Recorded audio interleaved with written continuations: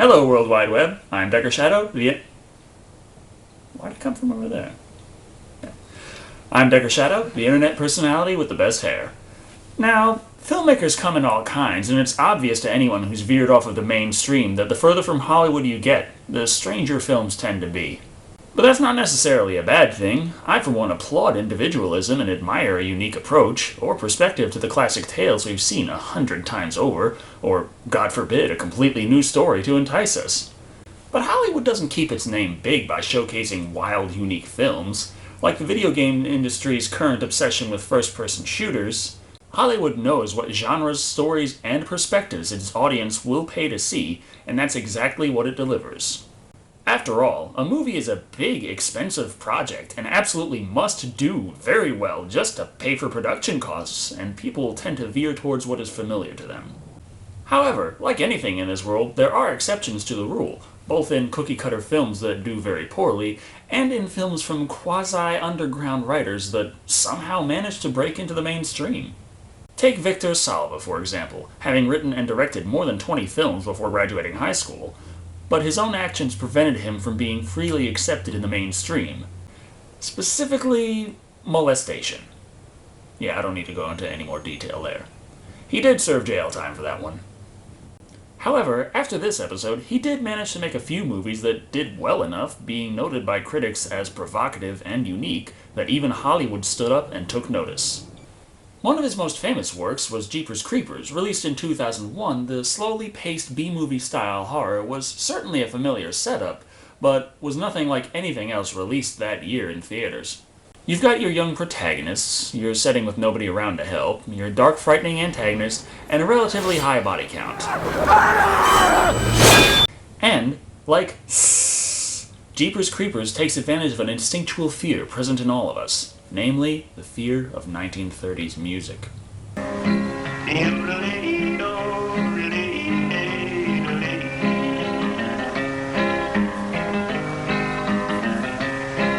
He put me off in Texas, state I dearly love.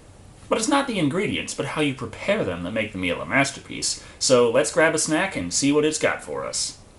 Immediately as the movie opens up, we are introduced to our protagonists. That was a stop sign. You're kidding, right? Yeah, I didn't chop the scene up there to speed it up. It was a straight road with no stop signs visible anywhere. Show, don't tell. Show, don't tell. Well, this perky duo is Patricia and her brother Derry, played by Gina Phillips and Justin Long, respectively. Both very well-known actors today, but at the time this came out, Justin had only been in Galaxy Quest and Happy Campers, so this is a pretty early look at the man before he became the world-famous voice of, Alvin. Gay fever! No, gay forever! Gay forever! Ha, that's mine! Damn it, Justin, you beat me to the punchline! So we established pretty well that they're brother and sister. They have sibling quirks and don't necessarily get along too well on everything. Okay, but it's been 5 minutes and I'm still just looking at these two chat. Duct tape to put it together for you. Come on, girls, sing along now. I've seen this setup plenty. They're gonna run out of gas, or there's gonna be a tire blowout, and they're gonna stop at this old dark house, or they're gonna meet up with the rest of the teenagers who are gonna die in this movie. So just get on with it already. Oh, okay. It turns out this movie's antagonist seems to have a thing for huge, intimidating trucks, as our first confrontation shows him nearly driving Derry and Trish off the road before calmly passing and heading off. Shit! What the hell is his problem? Get a load of that nasty old thing. What is that? The vehicle of choice for assholes and fucking serial killers? Did I mention that this movie is a little, self-aware? But that quip ekes out some more exposition, that 23 years ago, a couple on this highway had a mysterious accident and their bodies were never found. Which would have been a lot more convincing had we actually seen it instead of just having the plot lectured to us. What's he doing? Like that! What the shit was that?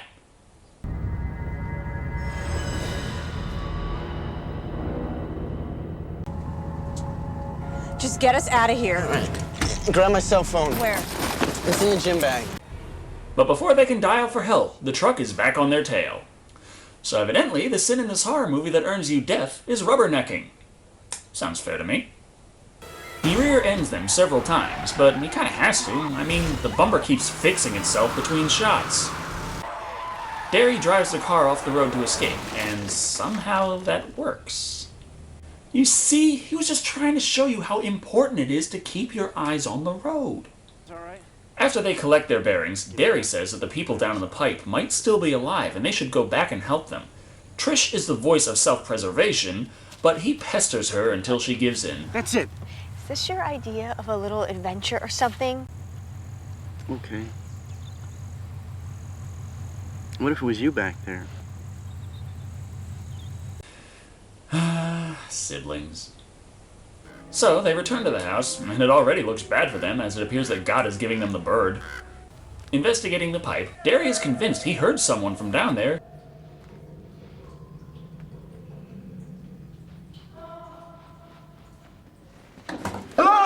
So he... All right, hold my feet. Okay. Can you guess how well this plan goes? Let me move you now.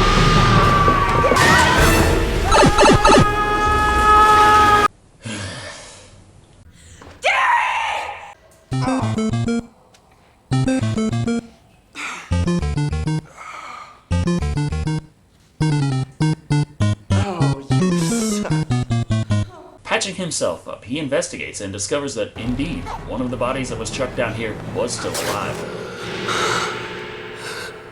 Hey, no, it's not. It's Edward from Twilight.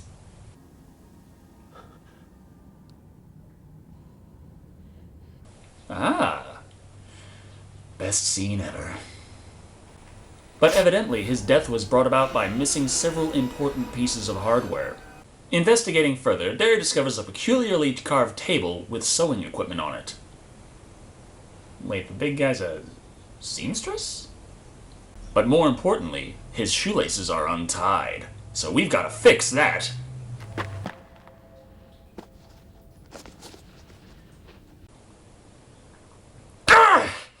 In this kind of situation, are shoelaces really that important? And it shows him tying them in detail!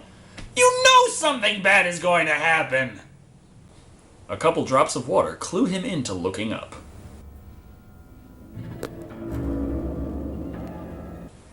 Sadly, I don't have the editing skills or time to be able to show you this scene properly. What do I mean? Well, the whole ceiling and walls and everything, turns out they're all covered up in bodies that are sewn together. And all these bodies happen to be naked. And pretty well detailed. So if I were to show you this scene with proper black boxing, it would end up looking something like this.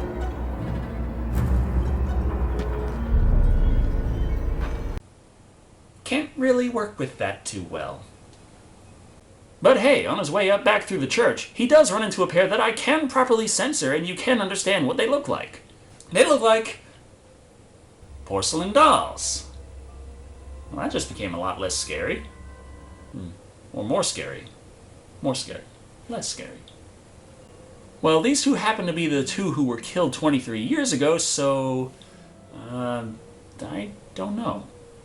Trish is scared, but Derry jump scares her to let her know he's okay.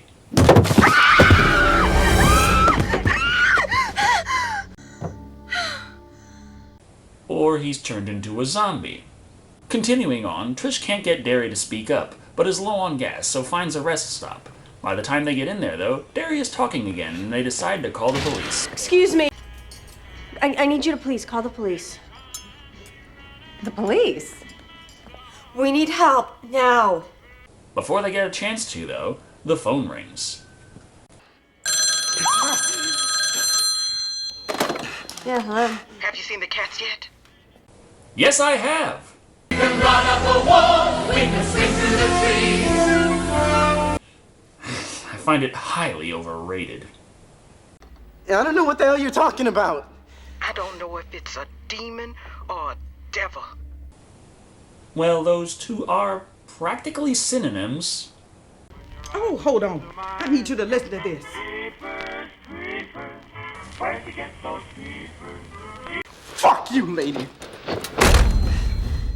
Yeah, it's not like she would maybe be, I don't know, the only person who would pay any mind to the situation. But the police eventually do show up, and Benjamin Franklin gives them the lowdown on the nut job in the cafe. Those bodies would be nothing but bones by now. And they looked like dolls, too. I told you, I grabbed one of them like this. And it was hard, like petrified wood, like he preserved them or something. He's got them all stitched together like some kind of quilt. Well, yeah, but why? Now, this guy must have 500, maybe 600 bodies down there, and I've seen them. What? Okay, I didn't show that scene in its entirety, but no. 5, 6 dozen, maybe, but 100? Kid, if there were that many down there, you wouldn't have been able to fit! Escorting them as they continue home, Trish decides this situation calls for some tunes. Anthroplasty showing. In sports, the national. Help you know which cows. That's the song. That's the song. They're the words to sing. Listen. Show, where did you get those eyes? What is the matter? That's the song. It's the same song that she was playing. That lady on the phone. No, she played Jeepers Creepers by the Four Modernaires. This is Peekaboo by Susie and the Banshees. An excellent song that uses lyrics from the other, but it's not the same thing. But the big guy doesn't seem to mind so much as he shows up to finally start the real body count. About 46 minutes into the movie.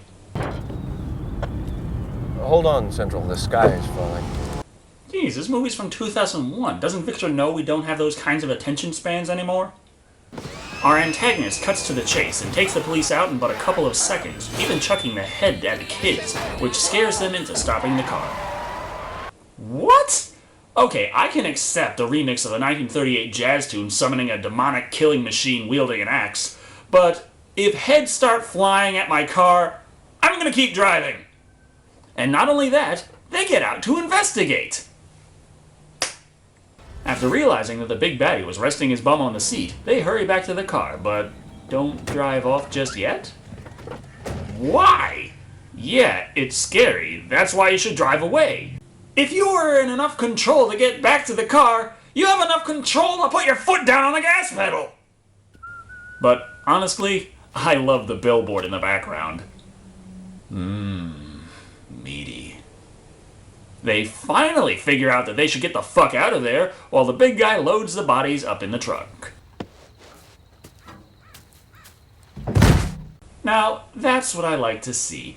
You've got these jackasses on the highway that just throw their fast food wrappers and cigarette butts out the window, but here we have a very civic-minded serial killer who at least helps to keep the streets clean. Stopping suddenly later, Trish declares they should check the creepy dark house because they might have a telephone. I assume you filled up on gas at the station. Just fucking keep going! Hey, why didn't he charge his cell phone while he was there? They soon find out that this place has no phone anyway, just a crazy cat lady. My babies don't like strangers. How many babies do you have? More than a couple. Show don't tell, and you already showed us. What was the point of that line? But suddenly her power goes out, and we see that the bad guy has materialized in. But the woman confronts him, and she looks like a really old version of Dark Nella, with exploding shotgun powers. This does her little good, however, as we finally get a good look at this movie's villain, monster? Okay, he looks like a strange cross between Venom and the Green Goblin, only creepier. Trish tries to run it over, but it sees it coming easily.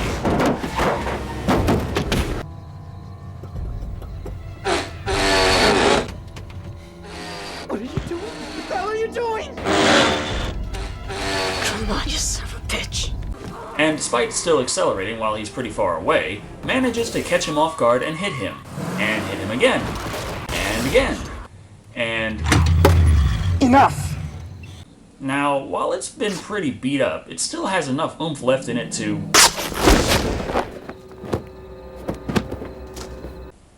Wait, now I have to ask.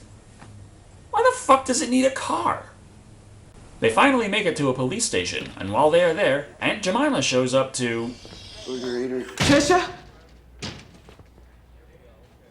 Trisha and Derry, right? Wait, she's the one that called them earlier? Yes, this movie's psychic knows your fate, what you've seen, and how to make the best flapjacks you ever had. You see the cats yet? I hate that play. For some reason, Trish doesn't seem to give a damn that Aunt Jemima knows every detail about what they've been through, and refuses to believe her on how the creature wants one of them, or her delicious line of maple syrups. Just get away from her, Derry. It eats lungs so we can breathe. And eyes so we can see. Well, then what does it do during mating season? She fills them in on all the exposition this movie has on the creature, but suddenly the power goes out. Well, it's not like the creature has the power to cut electricity. Oh, yeah. So the police do their rounds and take a head count.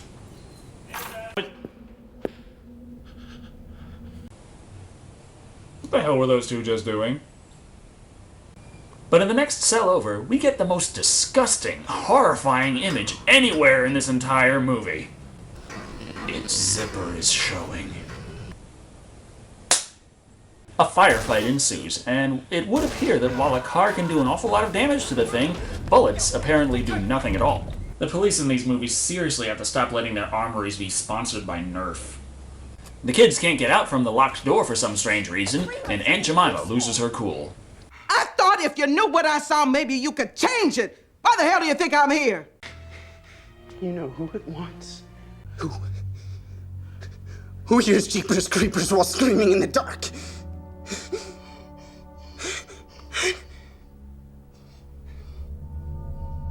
It's good to feel wanted in life. But our beastie shows up, and Jemima tells the kids to run up the stairs. Get upstairs! It doesn't take a psychic to figure out that that's fucking idiotic!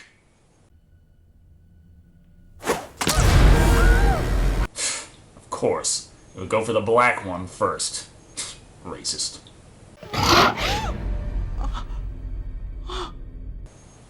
What? The body of a black woman isn't good enough for it? Racist. Derry gets to a window with bars he could easily fit through, but doesn't think to try as his sister checks her reflection, and the creature observes from the other side. Hey, wait a minute! The power is out! With little to no light, it is very easy to see through both sides of a double-sided mirror. Upset at her vanity, Derry and her have the quietest argument ever.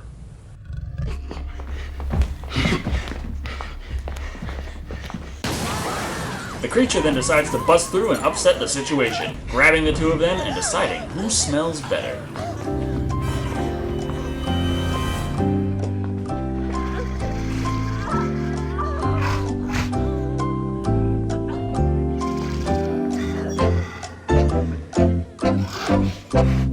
Derry is the lucky winner, but the police come and have a standoff with the beast.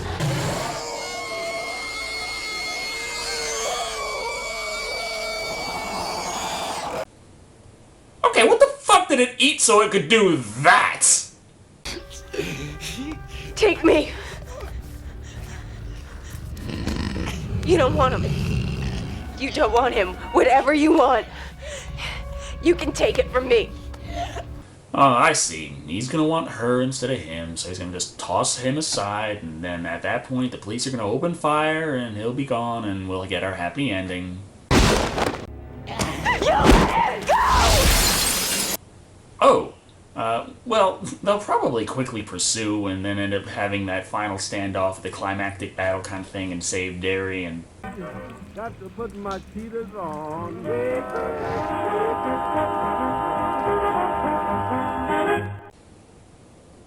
Okay, I guess not. Well, that was Jeepers Creepers. A mess of events with mediocre effects and a bunch of questions that just simply aren't answered at all. And, to tell you the truth, I love this movie. The characters are pretty basic and don't really grow that much as the movie progresses, but we are allowed to see them interact long enough to where there is an emotional investment in the two, though a lot of the deaths in this film were of characters we just met on the scene, which didn't help. The creature of this film, while the credits refer to it as the Creeper, is never given a name or a title in the movie outside of maybe a demon, and while I've heard many call it a gargoyle, personally I find it to be more of a ghoul. The way it is portrayed gives a lot of leeway for both the intelligent slasher killer and the monstrous beast. It is a bit of a confusing mix though, and hard to figure out how it really could work as portrayed by the end of the film. The overarching story is just your basic horror setup, but the way it's presented in a deliberately slow manner helps to build suspense, which is what I feel a lot of the so-called horror in 2001 was really lacking. Yes, it's got some issues that are pretty easy to point out, but I really don't mind them so much myself. A lot of the creature's habits are simply unexplained, but in my opinion, that's better than giving them a half-ass explanation that hurts the integrity of the movie overall, and the effects weren't particularly grand, but it's got that B-movie charm that I enjoy, and they don't focus so much on the special effects, so even the mediocre quality of some of them don't hinder the film as much as you might think. The biggest thing I remember about this movie is that it scared me. I mean, it legitimately drew me in and creeped me out, and there aren't many films that can do that to me. I hold the ability of a scary movie to truly scare me in high regard, so I can't with any honest integrity give this film any less than 4 ravens out of 5. But I wasn't the only one to be impressed by this film, as it went on to break records for highest grossing film on Labor Day weekend. Now, perhaps because of this, for the first time in Victor Salva's career, he made a sequel, directly following this movie, released only 2 years later. We'll see just how well that went in my review next week of Jeepers Creepers 2. See you there.